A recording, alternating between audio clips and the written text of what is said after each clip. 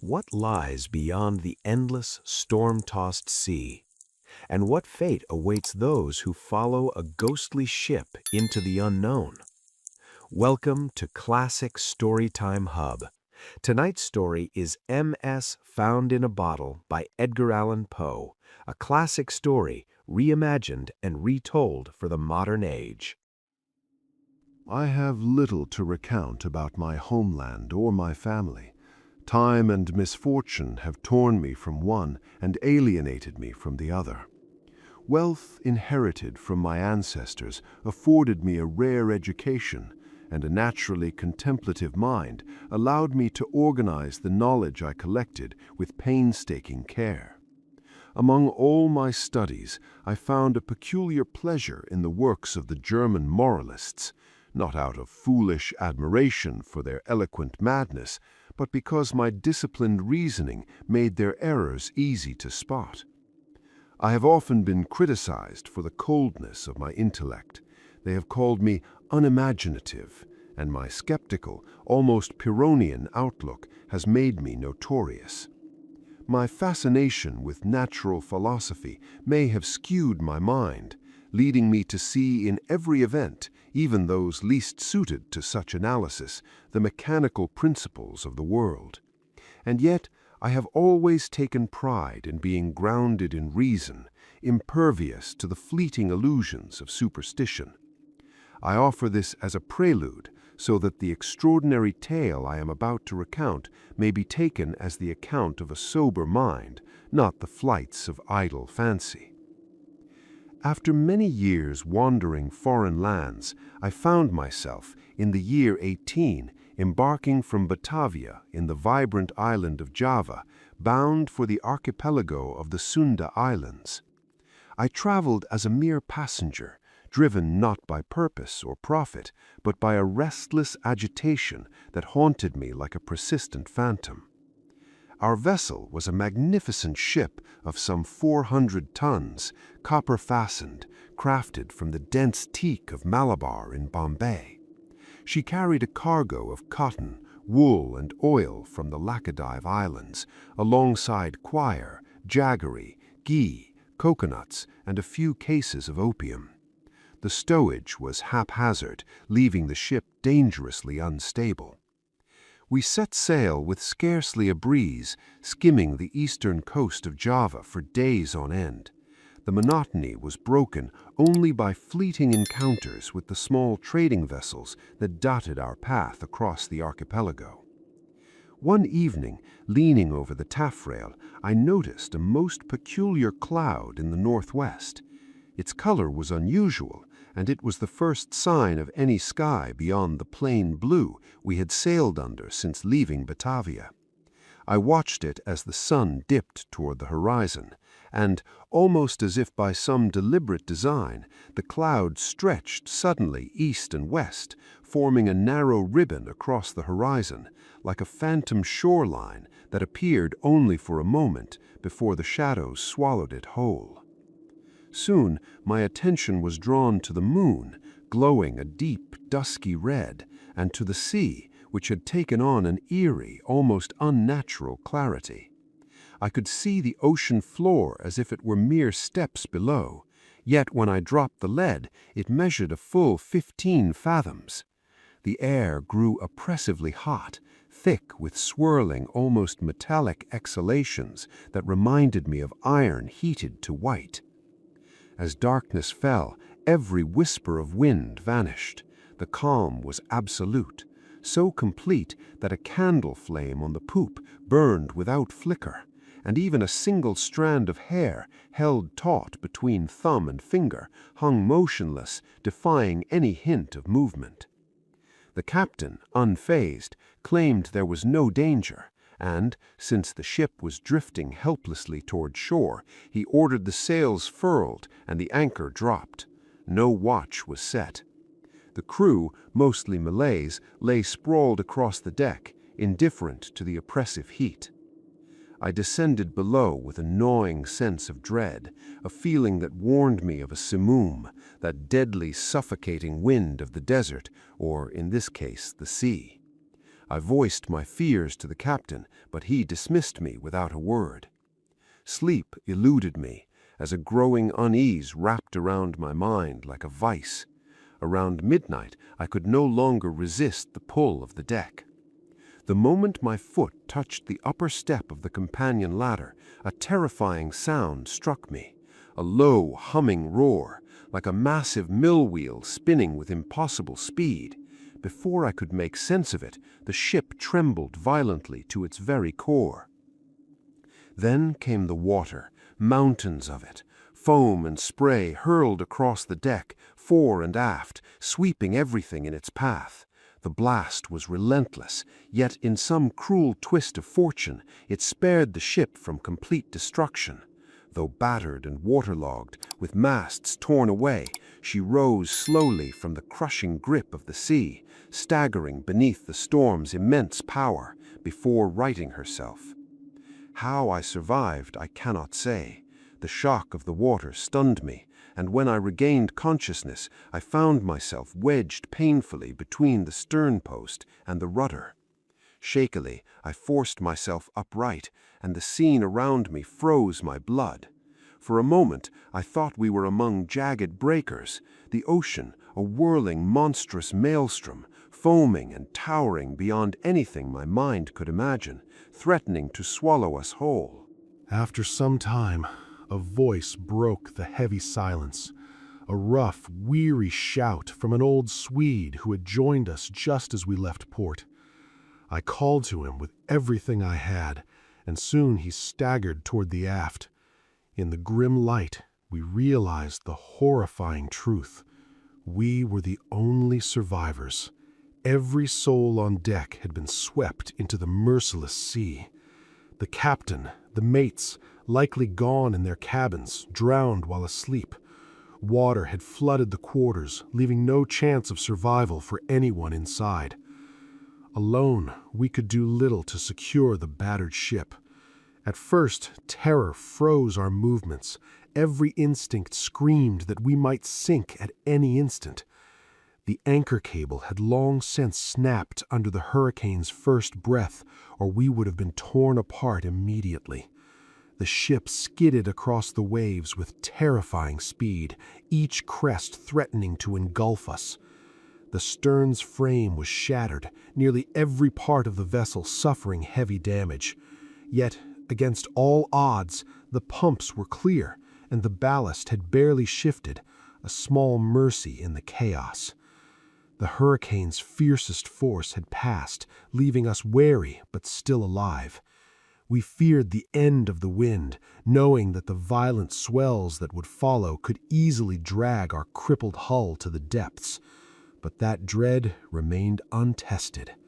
For 5 days and nights, we were at the mercy of the sea, subsisting on a meager ration of jaggery scavenged from the forecastle. The ship flew forward at speeds that defied reckoning, buffeted by successive gusts of wind, less violent than the first simoom, yet more terrifying than any storm I had ever known. For the first 4 days, our course barely wavered, southeast by south, skimming what must have been the coast of New Holland. By the 5th day, cold gnawed at our bones. The wind had shifted slightly northward, but the sun offered no comfort.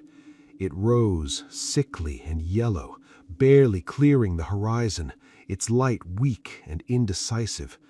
No clouds darkened the sky, yet the wind grew erratic, blowing in bursts of unsteady fury. Around noon, we caught sight of the sun again. It was no longer the sun we knew. Its light had dulled to a sullen, polarized glow, offering no warmth or guidance. Then, in a moment that froze us in awe and terror, its central fires vanished as if snuffed out by some unseen, incomprehensible force. Only a thin, pale rim remained, sliding rapidly down into the boundless, churning sea, an ominous herald of whatever lay ahead. We waited for the 6th day. It never came. Not for me, and not for the Swede. From that moment on, the world collapsed into fragments of darkness, thick, suffocating shadows that swallowed everything beyond a few paces from the ship. It was not the natural darkness of night, but something deeper, something endless. Even the faint phosphorescent glow of the sea, the ghostly light we had grown used to in tropical waters, had vanished. And the storm, it had not weakened. It still raged with relentless force, yet something about it had changed. The roaring foam, the crashing surf, those violent signatures of the sea were gone. In their place stretched a vast black wilderness, a boiling abyss of ink and shadow. Terror crept slowly into the Swede's heart. I could see it in his trembling hands, hear it in the cracks of his voice. As for me, I felt something worse. Not fear, but a silent, suffocating awe. We abandoned all efforts to save the ship. It no longer mattered. We lashed ourselves to the broken stump of the mizzenmast and stared out into that endless ocean, as if witnessing the edge of existence itself. Time lost meaning. Direction became a myth. Yet we both knew one thing. We had drifted farther south than any man should ever go. And still, no ice, no barrier, no end. Every second felt like the last. Every wave rose like a mountain ready to crush us into oblivion. The sea defied imagination. It was no longer water. It was a living force, lifting us higher than any bird could fly, then hurling us down into depths that felt like the throat of some sleeping abyss. At times we gasped for air at impossible heights. At others we plunged so violently into the depths that the world seemed to suffocate around us, silent, heavy, as if even sound itself had died there. The Swede tried to reassure me. He spoke of the ship's strength, of the lightness of the cargo, of survival. But I knew better. Hope had already died, and I prepared myself, quietly, coldly, for the end. It could not be more than an hour away. Then, as we lay buried deep within one of those monstrous valleys of water, a scream tore through the darkness. "Look! Look!" The Swede's voice was no longer human. It was raw terror shrieking into my ears. "God Almighty, look!" And then I saw it. A dull, blood-red light began to bleed down the walls of the abyss around us, casting a trembling glow across our shattered deck. Slowly, almost unwillingly, I raised my eyes upward, and what I saw stopped my heart. High above us, at the very edge of that towering vertical sea, there hung a ship, a colossal, impossible ship, massive beyond reason, perhaps 4,000 tons or more, suspended, watching, as if it had been waiting for us. The ship hung there. Impossible, though it towered upon a wave that rose higher than anything I had ever seen, higher than reason itself. Its size dwarfed every vessel known to man.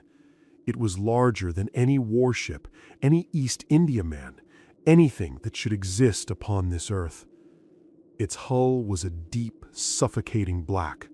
No carvings, no markings, no identity, just darkness, solid and absolute. From its open gun ports, a row of brass cannons jutted outward, catching and reflecting the violent glow of countless battle lanterns that swung wildly along its rigging. Their light flickered like restless spirits, casting shifting shadows that made the ship seem alive. But that was not what filled us with terror. No, it was the way she moved. She sailed calmly, powerfully, straight into the teeth of the storm, into that impossible sea, into that raging, unnatural hurricane, as if it obeyed her. When we first saw her, only her bow emerged, rising slowly from the abyss beyond, climbing out of darkness itself. Then she reached the peak. For one endless moment she hung there, poised at the summit of the world, like something aware of its own terrible grandeur. Then she trembled, she tilted, and came crashing down. In that instant, something within me changed. The fear vanished. Not courage, something colder, something final. I staggered toward the stern of our dying ship and stood there, waiting, not resisting, not hoping, just waiting for the end. Our vessel had already begun to surrender, her bow dipping beneath the sea.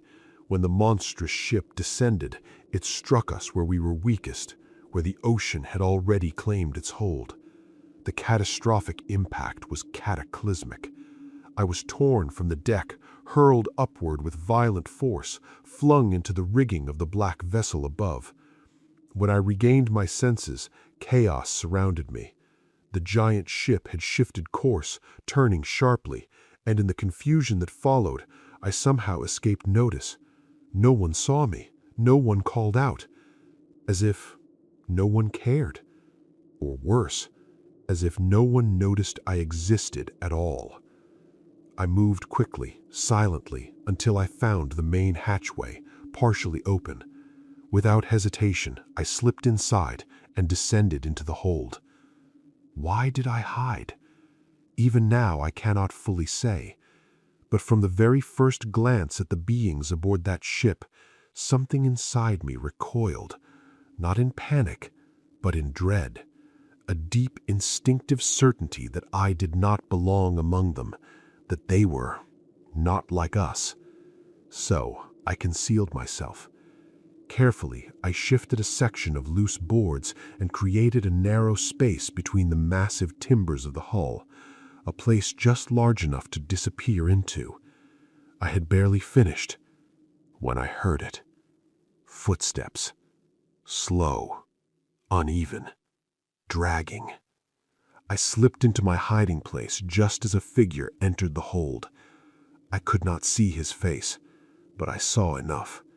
The man was ancient, unnaturally so. His body trembled under the weight of years that seemed impossible to measure. His knees shook with every step, as though time itself had nearly crushed him.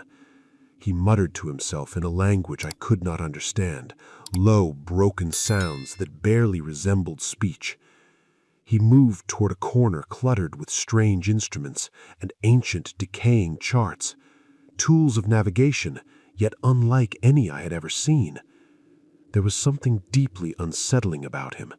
He carried the frailty of a dying man, and yet something vast, something ancient, something almost divine. A mind lost between the helplessness of childhood and the authority of a god. After a moment, he turned and slowly made his way back to the deck. I never saw him again, but I knew this ship was not meant for the living. Something has taken hold of me. I cannot name it. It is not fear, not madness, not even wonder. It is something beyond all of them, something that refuses to be understood. No memory explains it, no logic can contain it, and I have the dreadful certainty that no future insight will ever unravel it. For a mind like mine, that is the greatest torment of all. I have always demanded reason, clarity, truth, but now I know I will never understand what I am experiencing. My thoughts drift without form, without boundary, and yet how could they be otherwise? They are born from something entirely new, something no human mind was meant to perceive. It feels as though another sense has awakened within me, or worse, as though something else has been added to my very soul. I have long since set foot upon the deck of this terrible ship, though how long I cannot say. Time has dissolved into nothing, and yet I feel it. My fate is closing in, drawing tighter, focusing like a beam of light narrowing towards a single inevitable point. The men aboard this ship, if they can still be called men, pass me by without a glance. They are consumed by thoughts I cannot even begin to grasp. Their eyes look through me as though I am not there at all. And perhaps I am not. My attempts to hide are meaningless. I move among them freely now. I have stood before the mate, face to face, and he did not see me. I have entered the captain's private cabin, taken ink, paper, the very tools with which I now write, and still nothing. No reaction, no acknowledgement. It is as if I have already vanished from their world. Still, I continue this journal. I must. Though I may never find a way to send it, I cannot stop. At the final moment, whenever it comes, I will seal these pages inside a bottle and cast them into the sea.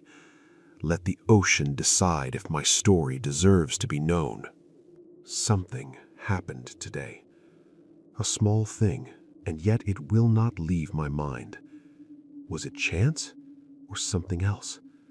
I had wandered onto the deck and lay unnoticed among a heap of old sails and rigging, lost in thought, tracing the strange path that had led me here. I idly picked up a tar brush. Without thinking, I dragged it across a neatly folded sail resting beside me. A careless motion, meaningless, or so I believed. That sail has since been raised, and now those dark strokes, those random, thoughtless marks, have stretched and formed a single word across its surface: discovery. I have spent much time studying this ship. It is not a war vessel, though it bears weapons. That much I am certain of. Its design, its structure, its equipment, all deny such a purpose.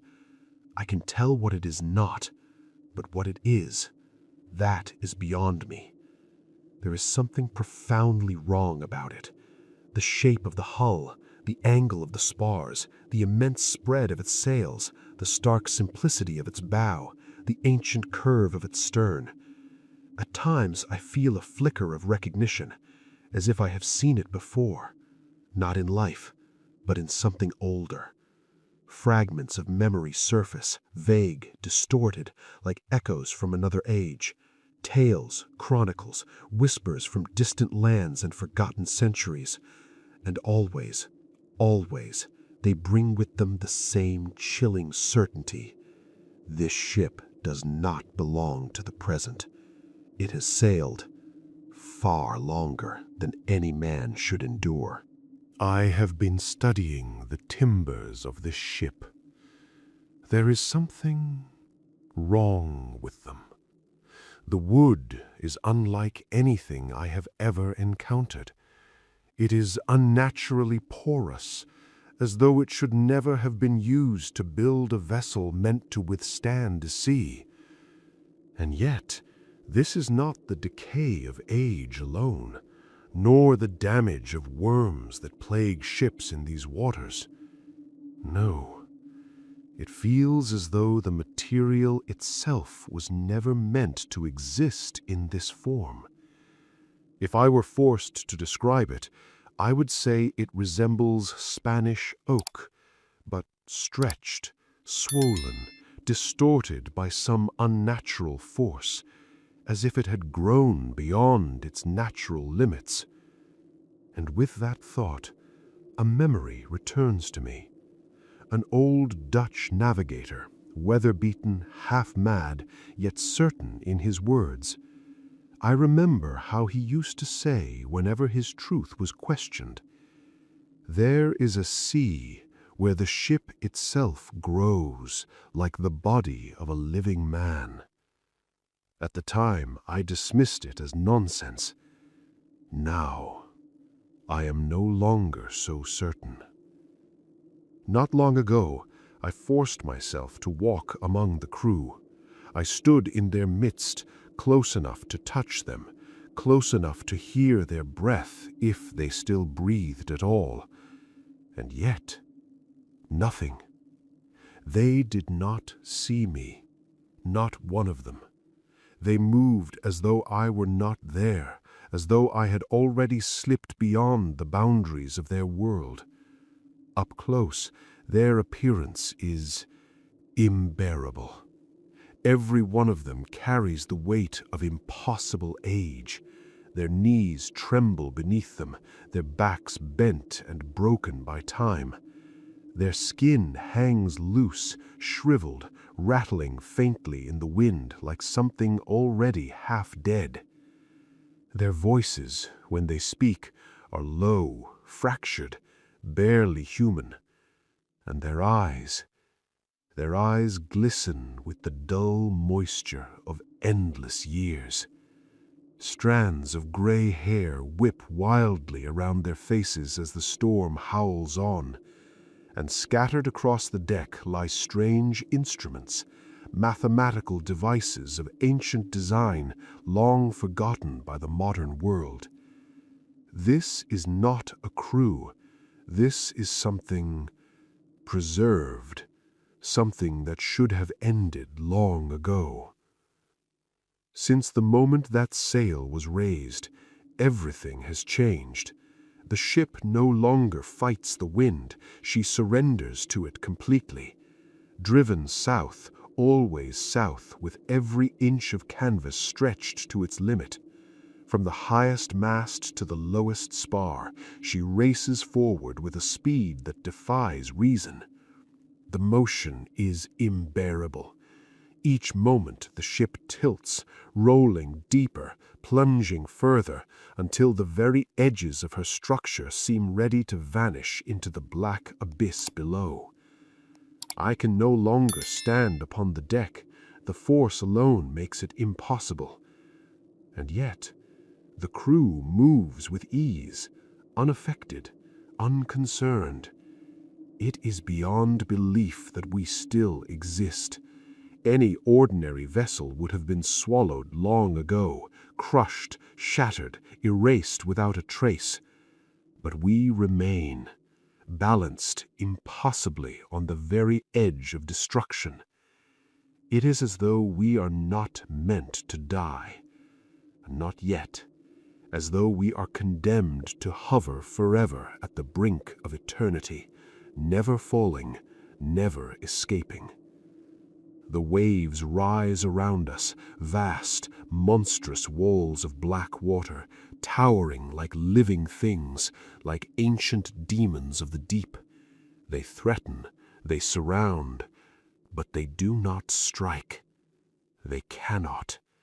It is as if something holds them back, and I begin to understand. There can be only one explanation. We are no longer drifting by chance. We are being carried, driven forward by a force beneath the surface. A current, a vast, irresistible pull. Something deep below the ocean, drawing us onward. South, always south, towards something I fear was never meant to be found. I have stood before the captain, face to face, inside his own cabin, and just as I expected, he did not see me. At first glance, there is nothing extraordinary about him, nothing that clearly sets him apart from any other man. His height is nearly equal to mine, his frame solid, composed, neither strong nor frail. But the face is something else entirely. There is an expression upon it, something so profound, so overwhelming, that it cannot be explained. Not fear, not wisdom, something older, far older. It is the unmistakable weight of time itself. Not years, but centuries. His forehead, though barely lined, seems to carry the imprint of countless ages. His gray hair does not merely show time, it records it. And his eyes, their eyes are not human. They do not reflect the present. They seem to look beyond it, into something yet to come. The cabin around him feels like a tomb of knowledge. Ancient volumes, bound in iron clasps, lie scattered across the floor. Instruments of science, rusted, forgotten, rest beside charts that no living navigator could read. Maps of places that may no longer exist, or perhaps have not yet been discovered. He leans over a document, studying it with an intensity that burns. I caught a glimpse of it, some kind of official paper, perhaps a commission, bearing the signature of a king long dead. He whispers to himself constantly, broken words, fragments of a language I cannot understand. And though I stood beside him, close enough to touch, his voice reached me as if from miles away. There is something about this ship, something that infects everything within it. It is not merely old, it is ancient, alive with the weight of ages. The crew do not walk, they drift, moving silently across the deck like remnants of forgotten centuries. Their eyes burn with a restless, uneasy awareness, and when their hands pass through the lantern light, something inside me recoils in a way I have never known before. And I have spent my life among ruins, among the broken remains of lost civilizations, Baalbek, Tadmor, Persepolis. I have lived among their shadows until I thought my soul had become one itself. But this is something else entirely. This is not the past. This is something that has refused to die. Now, when I look back on my earlier fears, I almost feel ashamed. The storm that once terrified me, it was nothing. A whisper, a prelude. What surrounds us now cannot be described. Words like tornado, simoom, they are meaningless here, weak, empty. We have passed beyond such things. Around the ship, there is only darkness, endless, absolute.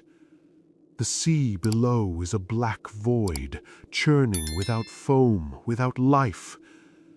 But in the distance, on either side of us, something rises, vast, silent, terrible. Walls of ice, towering higher than imagination can follow, stretching upward into the void like the boundaries of existence itself. They stand there, cold, immovable, eternal, like the very edges of the universe. And we are sailing between them, drawn forward towards something that waits in the heart of that endless night. Yes, I understand it now. This is no ordinary current, if it can even be called that. It is a force, howling, screaming, racing along the walls of white ice with the fury of a collapsing waterfall. It does not carry us. It drags us. South, always south. To describe what I feel is impossible. There is terror, yes, a terror so vast it should consume me entirely. And yet, there is something stronger, a burning curiosity, an irresistible need to know, to see, to understand what lies at the end of this descent, even if that knowledge destroys me. It is clear now. We are being drawn towards something Some final revelation, a secret so immense, so forbidden, that no one who reaches it can ever return. Perhaps this is the path to the very end of the world, the southern pole itself. Once I would have dismissed such a thought as madness. Now it feels inevitable. The crew moves with urgency now. Their steps are unsteady, trembling, but their faces are no longer empty. There is something there, not despair, but anticipation, hope, as if they have been waiting for this moment for longer than time itself. The wind roars behind us, filling every sail. The ship surges forward with impossible force, lifting at times entirely free from the sea, before crashing back down into the abyss below. And then it happens. The ice splits. To the right, to the left, the towering walls tear apart, opening into something vast, something unimaginable. We are pulled inward, spinning, faster and faster, caught in a massive circling descent. It is a colossal amphitheater of darkness, a chasm without end. Its walls rise beyond sight, swallowed by shadow and distance. And we are trapped within it, turning, falling, drawn ever closer to its center. There is no time left. The circles tighten, smaller, faster, closer. We are plunging now, helpless, violent, final. The ocean roars, the storm bellows. The world itself seems to break apart in sound. The ship shudders beneath me, trembling, breaking, giving way. Oh God, she is going down. And thus the story ended. If you liked this journey into the worlds of classic literature, do not forget to support us by subscribing so we can tell you more. And hey, if there's a classic tale you'd love to hear told in this suspenseful style, drop its name in the comments below. Your suggestion might be our next chilling adventure.